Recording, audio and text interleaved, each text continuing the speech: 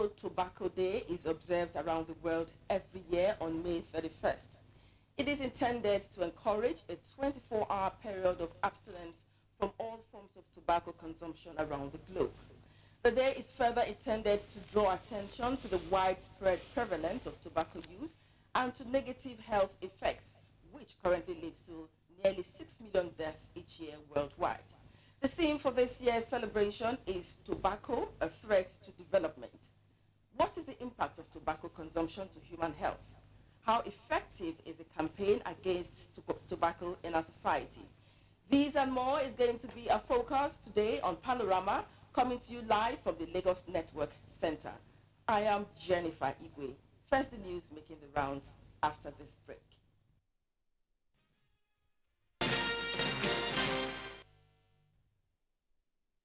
The wife of the president, Aisha Muhammadu Buhari, Tuesday morning left Nnamdi Azikiwe International Airport, Abuja, for London, United Kingdom. Mrs. Buhari is going to the United Kingdom to visit her husband, President Muhammadu Buhari, who is on medical vacation. State House correspondent Aliyu Kabir reports that the wife of the president expressed appreciation to Nigerians for their support and prayers for the president, who is resting according to his doctor's orders.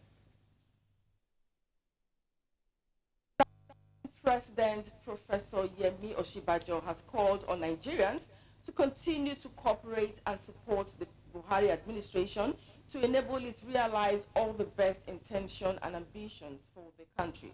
In the nationwide broadcast marking the second anniversary of the administration, the acting president said the most difficult phase has been put behind. State House correspondent Jide Onifade brings us excerpt from the broadcast. There is an ever-increasing intensity of the light at the end of the tunnel, acting President Yemi Osinbajo says. On the state of the nation in the last 2 years, the administration, he says, outlined security, corruption, and the economy as the three specific areas for immediate intervention on assumption of office on the 29th of May 2015. Government, he explains, has recorded significant progress in all the areas. The positive results are clear for all to see. In the last 2 years, close to 1 million displaced persons have returned home. 106 of our daughters from Chibok have regained their freedom after more than 2 years in captivity, in addition to the thousands of other captives who have since tasted freedom. President Buhari's new vision for the Niger Delta is a comprehensive peace, security, and development plan that will ensure that the people benefit fully from the wealth of the region. In the fight against corruption, acting President Osinbajo disclosed that the government has succeeded in blocking leakages and saving the country billions of naira. Many have said that the process is slow, and that is true. Corruption has fought back with tremendous resources, and our system of administration of justice has sometimes been slow. But the good news for justice is that our law does not recognize a time bar for the prosecution of corruption and other crimes. The economy, notes, has proven to be the biggest challenge, but with the economic recovery and growth plan, significant progress is being recorded in all sectors, which include the social investment plans, investment in the development of infrastructure such as road, rails, and housing.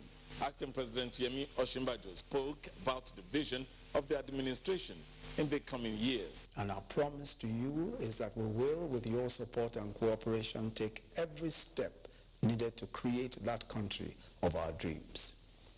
We also know that this journey will of necessity take time, but we will not succumb to the temptation to take shortcuts that ultimately complicate the journey. We did not find ourselves in crisis overnight, and we do not expect overnight solutions to our challenges. The most important thing is that we are on the right path, and that we will not deviate from it, even in the face of strong temptation to choose temporary gain over long-term benefit. As the President has summed it up, and I quote, "The old Nigeria is slowly but surely disappearing, and a new era is rising." While advocating peaceful coexistence among the people, the acting president prayed for the safe return of President Muhammadu Buhari. In Abuja, Jide Onifade, NTA. In the meantime, some Nigerians who interacted with Chukwu Nonso Nnabueze referred to the acting president's 2017 Democracy Day speech as inspirational and an encapsulation of the achievements and challenges of the present administration in the last 2 years. The speech itself is motivational. It gives hope to the average person and everybody that understands what the totality of what he spoke about. And I join hands with others to say that given what has been, the way things have been managed over time to be able to stabilize and steady, we are back on course. We can only get better. And to get better also means all hands must be on deck. The speech is one speech that have shown that him and the president are one. Whatever anybody can say is clear. The messages, his references from the president budget and his message and the prayer, call for prayer for the president, quick recovery, like that, a sign of a great leader. The speech encaptures all: unity, stability, and above all, desire to have a one Nigeria. It's one thing to articulate the success of the administration. It's also another thing to kind of gauge the mood of the public in terms of the impact, the change and transformation that they promised, and to what extent it has actually positively impacted people's lives. And in fairness to them, it's not for lack of trying. I think they genuinely meant well, and they've been doing the very best they can. But I think they can do more, especially in terms of having the impact on the lives of people. Yes, people are hungry. Yes, people want a better Nigeria. Yes, people may not be getting all that they expected from the government of change. But yes, change has begun. Yes, change would happen. And yes, this government is on the right path. A three-story building located at Dadi Alaja in Okeanri area of Lagos State collapsed, resulting in the death of 2 persons. Abolade Salami, who was at the scene of the collapsed building, reports that the building was undergoing rehabilitation work when it gave up. According to an eyewitness report, the incident occurred following the inclusion of an additional structure from the original master plan of a 2-story building. The 15-year-old structure, which gave way, claimed the lives of 2 people, while many are still trapped in the debris, out of whom 14 were rescued alive. All the materials that are on ground showing that the building, there are people inside the building but still under renovation. And so far, such a rescue efforts are ongoing, but done manually, because our excavators cannot get into the scene because of the nature of the cluster of buildings in this area. We won't leave here until it is over, until we get to ground zero. If you look at where we are standing, this is sand, top of the building where people are living, and you can also see blocks. So obviously construction is going on. This is also scaffolding, which suggests that work is going on in this building.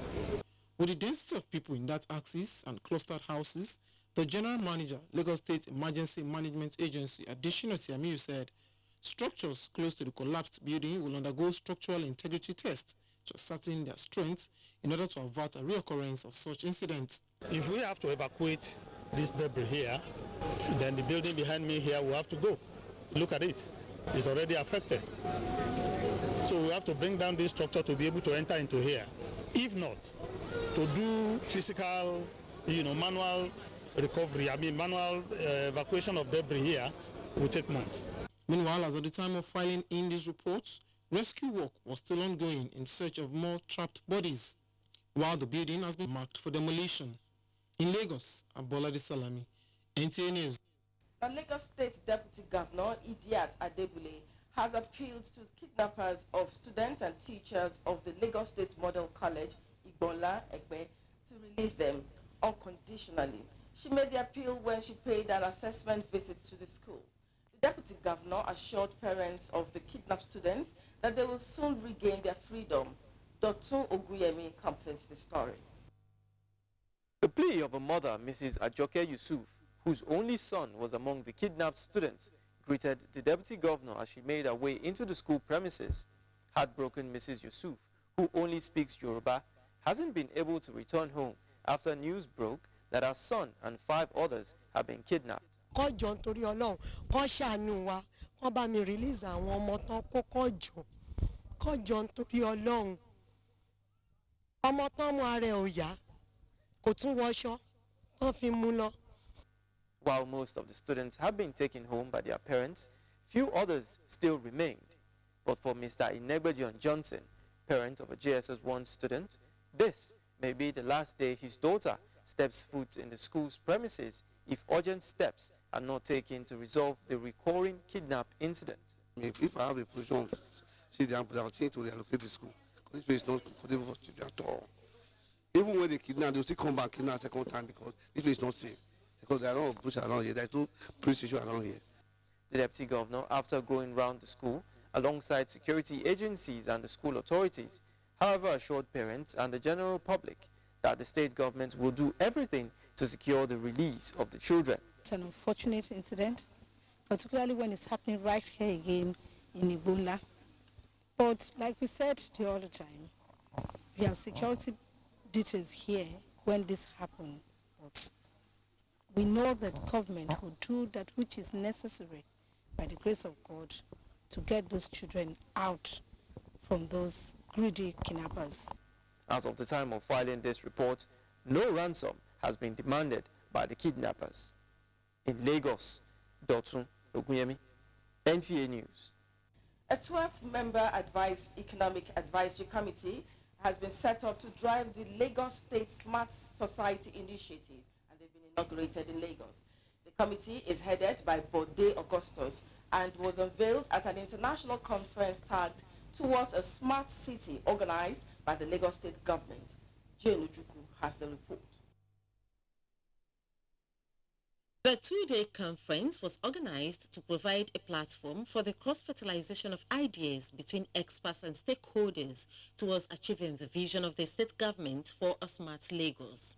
Discussants drawn from the business and finance sectors, creative and sports industries, transportation and information and communication technology sectors, among others, took turns to provide insights on ways to unlock the economic potential of the state using the seamless and effective tool of ICT. Do expect that all the suggestions, all the recommendations made by the various panels, which are very, very important and cogent, will be put together in a kind of guideline and be pushed to the government. They should be able to inform our policies. The newly inaugurated Economic Advisory Committee unveils the agenda for the Smart City Initiative. We must improve infrastructure, particularly the ones that will have the biggest economic impact. And the ones that we see today are principally two. One is to deliver the light rail project to the people of Lagos State, and the second one is to significantly improve power generation. Improvement of the roads. As Lagos State celebrates 50 years of excellence and giant strides, the Smart City Initiative, the Lagos State government says, will provide a roadmap towards preparing the state for the next 50 years of prosperity. In Lagos, Jane Ojukwu, NTA News. Tomorrow, May 31st, is World No Tobacco Day, and the theme this year is Tobacco, a Threat to Development. And to discuss more on this, I have with me in the studio today 2 experts who will be helping us understand what the essence of the World No Tobacco Day is all about. Now, let me start by asking, is it possible to ever have a no tobacco world? Yes, it is possible to have a no tobacco world, because we now know that there are countries now where tobacco has been conquered as an agent of destruction, as an agent of development. But when we say that tobacco is a threat to development, in what way? What we really mean is that tobacco being an agent that is both an economic tool, is both an agent that also affects health, affects development, both socially and economically. We feel and we now know that from all scientific evidences now in terms of development, you need human resources development, you need financial development, all aspects of development, and tobacco affects all these indices that we have just mentioned. So if we are able to conquer it, then we know that development, we are on the way. But are there measures or policies that can be put in place to help us achieve this? Yes, there are measures and policies that have been put in place for, we are marking World No Tobacco Day, which is a UN day, and the agency that has been targeted this under the UN is the WHO. We signed the World Treaty, what's it called, the Framework Control on Tobacco Convention Control, which Nigeria also was part of it. And in addition to that, so many countries have passed the tobacco law. In Nigeria, we passed the tobacco law in 2015. And we now know if we are able to adhere to all these measures, then we are on the way to be able to conquer. Because we know that tobacco is an agent of destruction, and which affects everybody right from the womb to the adult, to everybody in the population is affected. So if we are able to attack this and be able to control this, then we will be able to move forward, because it's the responsibility of the individual to be able to conquer tobacco control. It's the responsibility of the government, both national, federal, and international. And at the international level, the United Nations has given us the opportunity to be able to see what can be done if we're able to conquer control. Also, we do know that apart from the farmers who are manufacturing this, the tobacco industry is quite very, very strong. For those of us nationally who are advocates in trying to bring up the negative effects of tobacco, whereas the tobacco industries are and they are getting stronger. Even in countries like Nigeria, where we have passed the tobacco law, the tobacco industry is still very, very strong. So we feel that we are convinced that it's the responsibility of the government of the country to be able to look into the area where we must make sure that the awareness of tobacco is there as a negative agent, and people also must be aware to be able to take the control. Yeah, like you just mentioned, for some it's a profitable venture. Let me go to you. How can we as individuals, what role can we play to help ourselves? Yeah, well, it's a good talk. For the World No Tobacco Tomorrow, for example, we are targeted at the school children. Because if you start at that level of development in your lives, then definitely you are sure that you'll be able to catch them young. And that is the only way you can really control the usage and, of course, telling them the health hazards of tobacco. That's the only way we can go about it. But we know that more and more the tobacco industry is getting, will I say, more prominent and stronger in some countries because they have a powerful network and they are making impacts in some nations. And do you think allowing more companies or more individuals to go into tobacco business will be a hindrance to whatever progress we're making? Oh, certainly. You find that in Nigeria, for example, of course, we had the NTC, which folded up, but now have the BAT. And of course, they are encouraging farmers to go into tobacco farming by giving them a lot of opportunities, really. We are not unaware of that. But the more hazards you really now grow, you let people know that, look, it's not good really smoke the tobacco. Then you discourage as many as possible from staying away so that at least we know we cannot really, of course, achieve that in a day. But the more you really discourage people from smoking, then the more you are sure that you can put the farmers at bay. Because as I said, of course, the BAT, for example, is encouraging farmers to go back to the farm, to really produce more. But if you don't have people buying them, of course, you'll be able to discourage at least the usage. Now, Dr. Kingsley Akinrole, you are there from the Nigerian Heart Foundation. Now, let's talk about the health implication of tobacco.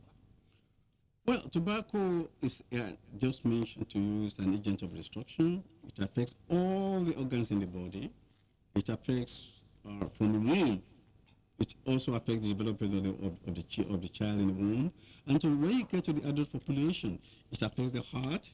It affects the circulation of the heart and can also cause heart attack. It can bring about the degeneration of the blood vessels that goes to the heart. It affects the lung, starting from chest infection, tuberculosis aggravated, and even cancer of the lungs, cancer all over the body, cancer of the bladder encouraged, and it causes more than even 200 damages that it causes to the body. And we really know that this is preventable, and like just what we are trying to say, you were just mentioned by my colleague that from United Nations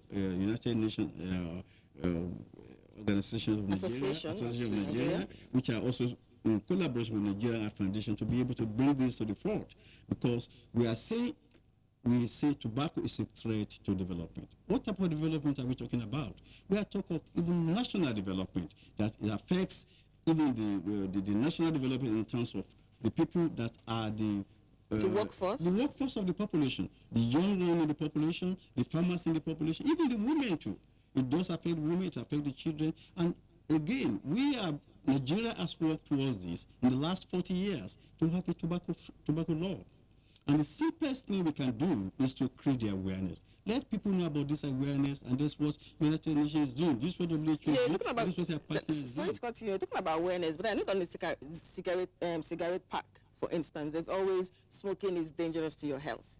And in spite of that, people still patronize. Yes, thank you very much. Cigarettes. It is true that this is what we are saying about our law, which we passed in 2015 by our outgoing president. The tobacco law which we have passed says we must have a pictorial demonstration on the tobacco pack, which shows even the photographs of how tobacco damages your lungs. And these are available in other countries. And we want also to be able to be done this in Nigeria. We want it to be forward. We want people also to be, for example, also it is known that we have this tobacco-free law that means you must not smoke in public places. You must not smoke. There must be no smoking in offices. There must be no smoking in vehicles. There must be no smoking in cars. There must be no smoke even at home. That means everybody will prevent it. And so essentially, we need to create more awareness on it. We need to create more awareness, and Lagos State is even trying to do that. I must mention that Lagos State, the president somebody also says was going to enforce this. So we need enforcement to be able to implement. Thank you very much for coming to our program to educate us, Dr. Kingsley Akinroye from the Nigerian Heart Foundation. Thank you for coming. And Engineer Gani Owolabi, the Secretary of the Nigerian UN Association. Thank you very much. And I hope that one day we will truly have a no tobacco world. Thank you for coming. Okay, now moving on. Nigerians have been challenged to ensure acts capable of tarnishing the image of the country. This was a message of speakers at the 2017 Nigerian Association of Christian Journalists Integrity Award Night and annual lecture in Lagos. NTA News was there. The speakers described integrity as a virtue that must be exhibited while facing daunting challenges. It must be demonstrated in all spheres of life in order to have a healthy nation and raise men and women of unquestionable character. They are also of the opinion that integrity begins with interaction within the family setting, to obeying traffic laws and regulations, respecting the elderly, and serving with diligence when given an opportunity. It's about practice of moral principles. More importantly, whether you have anybody watching you or not. And so it's about doing what is right being right, and what is wrong being wrong. Integrity has to do with character. Doing what you say you are, being honest, being transparent. The 5th edition of the awards recognized Nigerians who have distinguished themselves in their various fields of endeavor without any compromise. Amongst those honored includes the PDP gubernatorial candidate in Lagos State, Jimmy Agbaje, the Senior Special Assistant to the President on Foreign Affairs and the Diaspora, Abike Dabiri Iriwa, and Assistant Controller General of Customs, ADK Ikpowi. You must stand by what you believe in, and integrity is everything. Without it, you can have all the money in the world. Without integrity, I think you're nothing. We need to understand the fact that individuals need to stand on their own and hold their own, work hard, and maintain themselves. The organizers of the awards say the recognition is a clarion call to Nigerians to embrace integrity, patriotism, and other values that promote peaceful coexistence. Tanko Al-Makura of Nasarawa State commends the federal government in its drive to develop sports, as Nigeria did